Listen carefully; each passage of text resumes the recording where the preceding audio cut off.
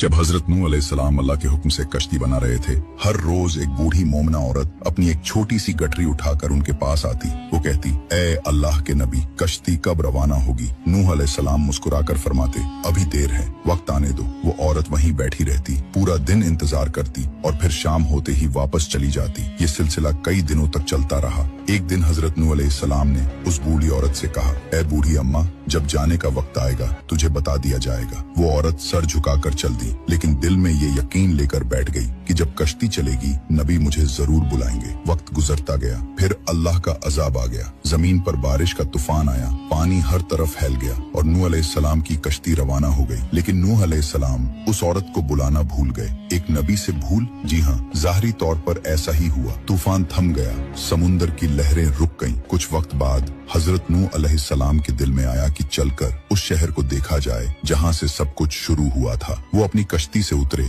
और शहर की तरफ चले। जब शहर पहुँचे तो देखा हर तरफ वीरानी थी, तबाही थी, मगर एक कोने में एक झोपड़ी से रोशनी आ रही थी। एक दिया जल रहा था। नूह अलैहिस्सलाम हैरान हुए, इतना बड़ा तूफान आया, सब कुछ डूब गया, लेकिन ये दिया कैसे जल रहा है? उन्होंने जोर से अल्लाहू अकबर की तकबीर लगाई। झोपड़ी का पर्दा उठा। वही बूढ़ी औरत गठरी उठाए बाहर आई और बड़ी मासूमियत से बोली, या नबी अल्लाह, क्या कश्ती अब तैयार है? चलें। नूह अलैहिस्सलाम की आंखें हैरत से फैल गईं। उन्होंने कहा, ए बूढ़ी अम्मा, तुझे कुछ भी पता नहीं चला? बूढ़ी औरत ने सादा दिली से जवाब दिया, क्या नहीं पता चला या नबी अल्लाह? नूह अलैहिस्सलाम बोले, इतना बड़ा तूफान आया, दुनिया डूब गई, बारिशें बरसी, लोगों पर अजाब आ गया और तुझे कुछ खबर नहीं? वो औरत बड़ी सादगी से बोली, या नबी अल्लाह, एक दिन बादल कुछ गरजे थे और हल्की सी फुहार पड़ी थी बस। नूह अलैहिस्सलाम ने आसमान की तरफ देखा और कहा, ए मेरे रब, ये क्या माजरा है? तब अल्लाह ताला ने हजरत नूह अलैहिस्सलाम पर वही नाजिल फरमाई,